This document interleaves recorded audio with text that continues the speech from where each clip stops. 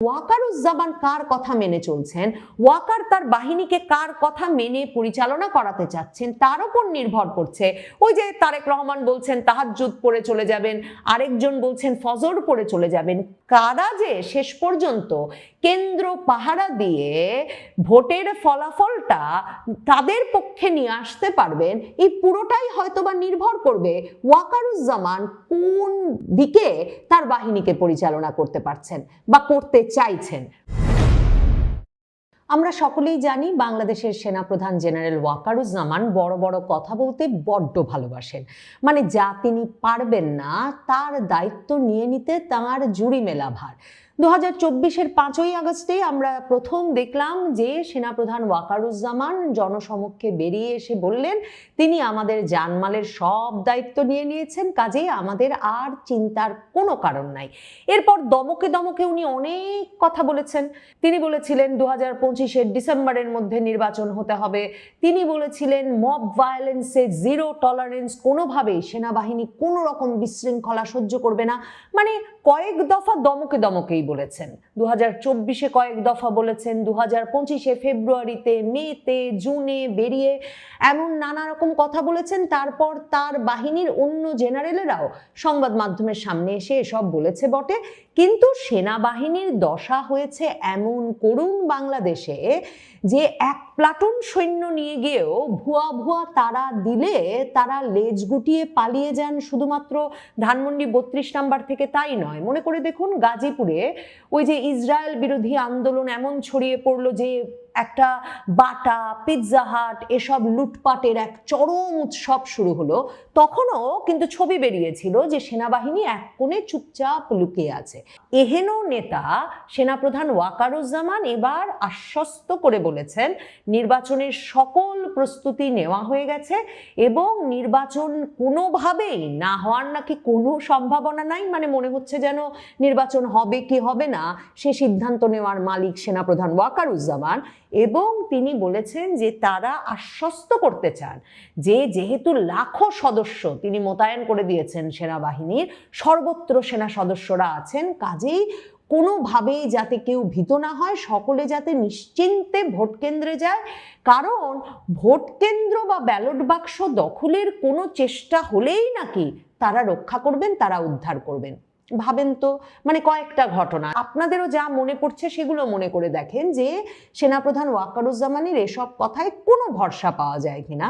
কারণ মনে করে দেখেন 2024-এর আগস্টে, 5ই আগস্ট, যখন উন্মত্ত জনতা হবিগঞ্জের বানিয়াচং থানায় গিয়ে পুলিশ পিটিয়ে মারবেই মারবে এই সিদ্ধান্ত নিয়ে মব তৈরি করলো, খবর বেরিয়ে এলো সেনাবাহিনী তখন সেখানে এক হিন্দু পুলিশ অফিসারকে মবের হাতে, উন্মত্ত বিক্ষুব্ধ জনতার হাতে তুলে দিয়ে অন্যদের বাঁচিয়ে নিয়ে এলো। তাহলে ব্যালট বাক্স যখন উদ্ধার করতে হবে, রক্ষা করতে হবে, কোনো কেন্দ্র যদি মব বা উচ্ছৃঙ্খল বিক্ষুব্ধ জনতা বা কোনো একটি রাজনৈতিক পক্ষের জনতা ব্যালট বাক্স দখল করতে চায় বা ভোট কেন্দ্র দখল করতে চায়, তখন কি সেনাবাহিনী দু একজন নির্বাচনের কর্মকর্তাকে তাদের হাতে তুলে দিয়ে শান্ত করে পিটিয়ে মারার জন্য রেখে এসে ব্যালট বাক্স উদ্ধার করে আনবেন? মানে ঠিক কি প্রক্রিয়ায় সেনাবাহিনী উদ্ধার করতে পারবেন বা পেরেছেন যে কারণে সেনাপ্রধান ওয়াকারুজ্জামানের উপর আস্থা রাখতে হবে? কিংবা 32 নাম্বারের কথা বাদই দেন, মানে 1 বছর হয়ে গেল, এরপরে কোনোখানে সেনাপ্রধান ওয়াকারুজ্জামানকে তৎপরভাবে কাউকে বাঁচিয়ে আনার ক্ষেত্রে সাফল্য লাভ করতে দেখা গেছে? দেখা গেছে গোপালগঞ্জে জুলাই পদযাত্রার সময় জাতীয় নাগরিক পার্টির 5 জন, কেউ কেউ বলেন 7 জনকে তারা গুলি করে মেরেছে। আর জাতীয় নাগরিক পার্টির নেতৃবৃন্দ যারা গোপালগঞ্জ মার্চ টু গোপালগঞ্জ, বঙ্গবন্ধু শেখ মুজিবুর রহমানের সমাধি দখলে নেবে, গোপালগঞ্জ দখলে নেবে, এসব ঘোষণা দিয়ে গোপালগঞ্জে উপস্থিত হয়েছিল, তাদেরকে সেনাপ্রধান এরপরে সাজোয়া জানে, সেনাবাহিনীর সাজোয়া জানে লুকিয়ে ওই এলাকা ছাড়তে সহায়তা করেছেন। এটা একটা সাফল্যের স্টোরি। অন্যগুলো ভাবুন তো, কোনোখানে এই যে দীপু চন্দ্র দাস কিছুদিন আগে, যাকে কয়েক ঘন্টা ধরে বিক্ষুব্ধ জনতা পিটালো, পিটিয়ে গাছে ঝোলালো, গাছে ঝুলিয়ে পুড়িয়ে মারলো, সেনাবাহিনী কোথায় ছিল? কিংবা সারা পৃথিবীতে এই দীপুচন্দ্র দাসের ঘটনা ছাড়াও আরেকটি যে ঘটনা বাংলাদেশে শিরোনাম হলো সাম্প্রতিক সময়ে, যে এক মাজার থেকে মাজারের কবর খুঁড়ে ওই মাজারের পীরকে বের করে তার লাশটা আবার পুড়িয়ে দেওয়া হলো রাজপথে এনে। তখনই বা সেনাবাহিনী কোথায় ছিল? ক্রমাগতভাবে এই অভিযোগ, এই খবর এসেছে যে খবর দেওয়ার পরেও 1.5 ঘন্টা 2 ঘন্টার আগে, মানে উন্মত্ত জনতার মাথা ঠান্ডা হওয়ার আগে সেনাবাহিনী বা সেনাপ্রধান ওয়াকারের বাহিনীকে কোথাও কোনো জায়গায় তাদের টিকিটাও দেখা যায়নি। আর উন্মত্ত বিক্ষুব্ধ জনতাকে ঠান্ডা করে কোনো অপরাধ তারা ঠেকাতে পেরেছে তার কোনো উদাহরণ নাই। কারণ সেনাবাহিনী সদস্যদের গায়ে হাত তোলারও একটা নিয়মিত চর্চা শুরু হয়ে গেছে বাংলাদেশে 2024-এর জুলাই আগস্টের পর থেকে। শুধু যে ভুয়া ভুয়া স্লোগানে তাদের পালিয়ে আসতে হয়েছে তাই নয়, অনেক ক্ষেত্রেই মানে পুলিশ সদস্যদেরকে তো পিটিয়ে মেরে ঝুলিয়ে পুড়িয়ে সবই হয়ে গেছে। কাজেই পুলিশ সদস্যরা এখনো ভীত, তাদের হাতে কোনো অস্ত্র নাই, তাদের হাতে আছে লাঠি। এই অবস্থায় পুলিশ সদস্যরা ভীত, একরকমের অসংগঠিত বিশৃঙ্খল অবস্থায় আছেন, কি করলে কি হয়ে যায় তা যখন জানেন না, সেনাবাহিনীর ভেতরেও এই ভীতি চরম আকার ধারণ করেছে। কারণ সেনাবাহিনীর সদস্যদের আবার বিচার চলছে সাধারণ আদালতে, আন্তর্জাতিক অপরাধ ট্রাইব্যুনালে, কেউ গুম, কেউ হত্যা, মানে যাকে যেই অভিযোগে পারা যাচ্ছে তারই সেখানে বিচার চলছে। সেনাপ্রধান ওয়াকারুজ্জামান তার বাহিনীর উদ্দেশ্যে দরবারে বসে একথাও দিয়েছিলেন যে তিনি কিছুতেই সেনা সদস্যদেরকে, সেনা কর্মকর্তাদের পুলিশের গাড়িতে করে, প্রিজন ভ্যানে করে তারা আদালতে যাচ্ছেন আর ফিরছেন, এ দৃশ্য তিনি সহ্য করতে পারবেন না। কাজেই সেটা তিনি যে কোনো মূল্যে ঠেকাবেন। সেনাপ্রধান ওয়াকারুজ্জামান সে কাজও পারেন নাই। তিনি একটা মাত্র কাজ মনোযোগের সাথে করছেন, যে কারণে আরো বিশ্বাস করবার কারণ নাই কেউ ভোট কেন্দ্র দখল করতে এলে, ব্যালট বাক্স ছিনতাই করতে এলে তিনি কিছু সক্রিয়ভাবে করতে পারবেন। কারণ তিনি 2024-এর 5ই আগস্ট যেমন জামায়াতে ইসলামীর আমিরকে, তখন দলটি নিষিদ্ধ, একটা বাংলাদেশের মূলধারা দল হিসেবে স্বীকৃতি দিয়ে জামায়াতে ইসলামীর আমির মামুনুল ইসলাম, হেফাজতে ইসলামের এদেরকে সেনা প্রধানের দফতরে নিয়ে এলেন, অন্তর্বর্তী সরকার গঠনের একটা শক্তিশালী পক্ষে পরিণত করলেন।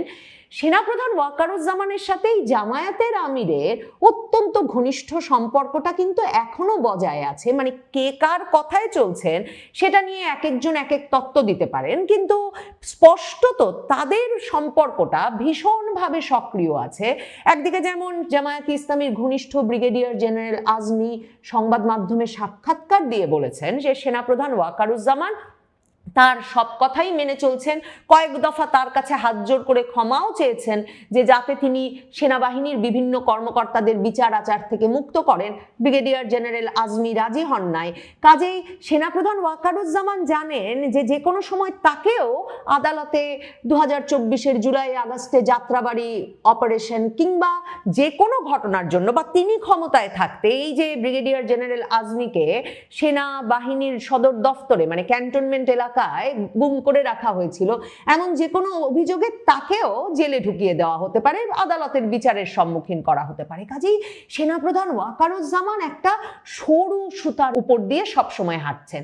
এর মধ্যে জামায়াতে ইসলামীর আমিরের সঙ্গে তার ঘনিষ্ঠতাটা বজায় আছে, তিনি তাকে একরকম দয়া করে চলছেন, যে কারণে জামায়াতের আমিরও কিন্তু আবার এই যে তাদের নির্বাচনী ঐক্যটা ঘোষণা দিলেন জাতীয় নাগরিক পার্টির সঙ্গে, তার পরপরই জামায়াতে আমিরের সঙ্গে এই সেনাপ্রধান ওয়াকারুজ্জামানের সেনা ভবনে একটা গুরুত্বপূর্ণ বৈঠক অনুষ্ঠিত হলো, একেবারে 1 to 1 দুজনের মধ্যে। অন্যদিকে তারেক রহমানের সঙ্গে এখন পর্যন্ত কোনো আনুষ্ঠানিক সাক্ষাতের সুযোগ হয় নাই সেনাপ্রধান ওয়াকারুজ্জামানের। তারেক রহমানের দেশে আসাটাকে ত্বরান্বিত করতে মির্জা ফখরুল ইসলাম আলমগীর দিনের পর দিন সেনাপ্রধান ওয়াকারের সাক্ষাৎ চেয়েছেন, কোনো সাক্ষাৎ পান নাই। কাজে এখন হিসাব মেলান যে যদি ভোট কেন্দ্রের সামনে কোনো সমস্যা হয় তাহলে সেনাপ্রধান ওয়াকারুজ্জামান কোন পক্ষে দাঁড়াবেন তার বাহিনী নিয়ে। এবং হিসাব মিলিয়ে দেখুন যে 2024-এর আগস্টের পর থেকে তার সেনাবাহিনী কোন পক্ষে দাঁড়িয়েছে? মবের পক্ষে না মবের বিপক্ষে? উচ্ছৃঙ্খল জনতার পক্ষে না উচ্ছৃঙ্খল জনতার বিপক্ষে? সাধারণ জনগণের নিরাপত্তা নিশ্চিতে নাকি সাধারণ জনগণের নিরাপত্তাকে একেবারে নস্যাৎ করে দিয়ে বাংলাদেশের আইন শৃঙ্খলা রক্ষা পরিস্থিতিকে মানে ইতিহাসের মধ্যে সবচেয়ে ভলাটাইল, সবচেয়ে একরকমের দুর্গত পরিস্থিতিতে নিয়ে যেতে কোন দিকে কাজ করেছেন সেনাপ্রধান ওয়াকারুজ্জামান? কাজেই ভাববার কোনো কারণ আছে? সেনাপ্রধান ওয়াকারুজ্জামান যখন বলছেন সুষ্ঠু নির্বাচনের স্বার্থে নির্বাচনের সঙ্গে সংশ্লিষ্ট অসামরিক প্রশাসন ও আইন শৃঙ্খলা রক্ষা বাহিনীকে যে কোনো প্রয়োজনে বাংলাদেশ সেনাবাহিনী যে কোনো সহযোগিতা দিতে প্রস্তুত, এখনো তার 1 লাখ সৈন্য সারা বাংলাদেশে কিন্তু মোতায়েন হয়ে গেছে। কিন্তু আজকেও যদি মানে 1 লাখ সৈন্য যে মোতায়েন থাকবে সারা বাংলাদেশে, এবং সেনাপ্রধান ওয়াকারুজ্জামান গলা ফুলিয়ে বলেছেন যে এবার প্রয়োজনে সরকারি প্রশাসন যদি তাদেরকে গাড়ি দিতে না পারে, সেনাবাহিনী নিজে খরচ করে গাড়ি সংগ্রহ করে তারা সারা বাংলাদেশে টহল দেবে যাতে জনগণ নিরাপদ বোধ করে। এবং 1 লাখ সৈন্যের একটিও কম মোতায়েন নাই। এখন নির্বাচনের দিন যতজন মোতায়েন থাকবেন এখনো ততজন মোতায়েন আছে। কিন্তু এখনো যদি সংবাদপত্রের দিকে তাকান তাহলে দেখবেন যে আজকেও বাংলাদেশে শুধুমাত্র যে যমুনার সামনে ব্যাপক মানে আন্দোলন হয়েছে সরকারি কর্মকর্তাদের নামে, হাদির বিচারের দাবিতে আরেক আন্দোলন চলছে যমুনার সামনে লাগাতার অবস্থান, সেগুলোই শুধু নয়, টেকনাফে বিএনপি প্রার্থীর প্রচারণায় গুলিবর্ষণ হয়েছে, কিশোরী শিশুসহ আহত হয়েছে 5। এছাড়া বিভিন্ন জায়গায় ক্রমাগতভাবে গত কিছুদিনে গুলির ঘটনা ঘটেছে, অস্ত্রবাজির ঘটনা ঘটেছে। সপ্তাহখানেক আগে বিএনপি সমর্থকেরা জামায়াতের এক নেতাকে ইট দিয়ে মাথা থেতলে খুন করেছেন একটা নির্বাচনী সমাবেশের ভেতরেই।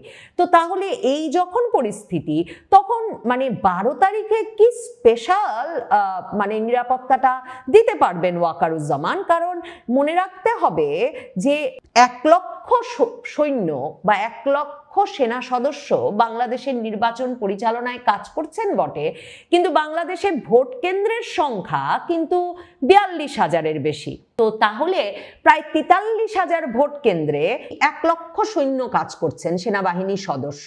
তার মানে এক একটা কেন্দ্রে কিন্তু জামায়াতে ইসলামী যেমনটা চেয়েছিল 5 জন সেনা সদস্য থাকছেন না। তার মানে এক একটা কেন্দ্রে হয়তো 2 জন করে থাকতে পারবেন, কারণ সকলে তো আর ভোট কেন্দ্রই পাহারা দেবেন না, আরো নানা ডিউটিতে তো বেসামরিক প্রশাসনকে সাহায্য করতে তারা কাজে লাগবেন। কিন্তু খুব উল্লেখযোগ্য ঘটনা হচ্ছে অন্য প্রতিবার ম্যাজিস্ট্রেসি পাওয়ার কিন্তু সেনাবাহিনীকে দেওয়া হয় নাই।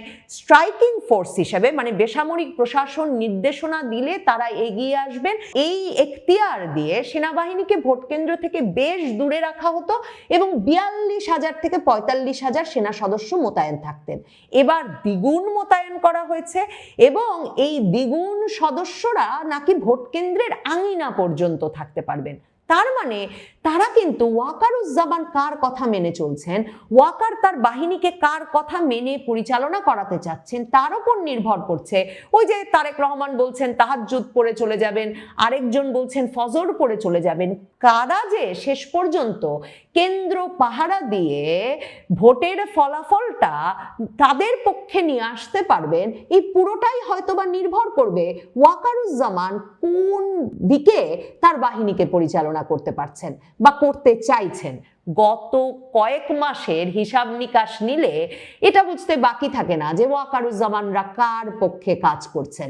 তো তাহলে সেটা যদি হয় তাহলে 1 লক্ষ সৈন্য বাংলাদেশে এখন থেকে মোতায়েন আছে এবং সেনাপ্রধান ওয়াকারুজ্জামান এবং সেনা সদর থেকে আরেকজন যিনি ব্রিফিং করেছেন সেনাবাহিনীর প্রস্তুতি নিয়ে, জেনারেল দেওয়ান মোহাম্মদ মঞ্জুর, ব্রিগেডিয়ার জেনারেল দেওয়ান মোহাম্মদ মঞ্জুর হোসেন, তারা যে বলছেন যে সব রকম সহায়তা করতে তারা প্রস্তুত, তাই নয় নির্বাচন পরবর্তী সহিংসতা ঠেকাতেও সেনাবাহিনী গুরুত্বপূর্ণ ভূমিকা রাখতে প্রস্তুত এবং নিয়মিত টহল, যৌথ অভিযান, চেকপোস্টের মাধ্যমে সারা দেশে সেনাবাহিনীর নজরদারি বাড়ানো হয়েছে এবং নির্বাচনের পরে কবে সেনাবাহিনী ব্যারাকে ফিরে যাবে এটা এখনো তারা নিশ্চিত করে বলতে পারছেন না। কবে 1 লাখ সৈন্য থেকে সৈন্য কমিয়ে আনা হবে, মানে এতদিন পর্যন্ত 30,000-এর মতো নিয়োগ ছিল, সেই স্বাভাবিক পরিস্থিতিতে আনা যাবে সেটাও তারা বলছেন না। তাতে অত্যন্ত গুরুত্বপূর্ণ হয়ে ওঠে সেনাপ্রধান ওয়াকারুজ্জামান কার পক্ষে খেলছেন সেই বিষয়টা। কারণ মনে রাখতে হবে, নির্বাচনটা হয়ে যাওয়া, নির্বাচনের ফলাফল কে মেনে নিলেন কিভাবে সেগুলো, এবং নির্বাচনের ফলাফল কোন দিকে যায় তার ফলে সরকারটা কেমন গঠিত হয়। ইউনূস সরকার ক্ষমতা হস্তান্তর প্রক্রিয়াটা সহজে করেন, নাকি তারা আসলে সংবিধান সংস্কারের নামে আরো কয়েক মাস বা 1 বছরের মতো সময় হাতে নিয়ে নেন। এই সবগুলো বিষয়ে সেনাপ্রধান ওয়াকারুজ্জামানের সঙ্গে কার কি আলাপ হয়েছে, তিনি কার কথা মেনে চলবেন বলে ঠিক করেছেন, মানে গত 17-18 মাসে সেটা পরিষ্কার তিনি কার কথা মেনে চলবেন, সেসব মাথায় রাখলে উদ্বিগ্ন হবার বরং কারণ আছে যে বাংলাদেশে এখন 1 লক্ষ সেনা সদস্য অস্ত্র শস্ত্র নিয়ে মোতায়েন আছে। তারা আপনার আমার ভোট কেন্দ্রে যাওয়ার পথ নিরাপদ করতে কোনো ভূমিকা রাখতে পারবেন ভাবার কোনো কারণ নাই। তারা আপনার আমার ভোট কেন্দ্র, ব্যালট বাক্স নিরাপদ রাখবেন জনগণের পক্ষ নিয়ে, সেটা ভাববারও কোনো কারণ নাই। কাজে কোন পক্ষে শেষ পর্যন্ত নির্বাচনে তারা খেলেন সেটা দেখবার জন্য যেমন অপেক্ষা করতে হবে, নিশ্চিতভাবেই জনগণের পক্ষে তারা খেলবেন না সে সিদ্ধান্তে পৌঁছতেও অসুবিধা হওয়ার কিছু নাই।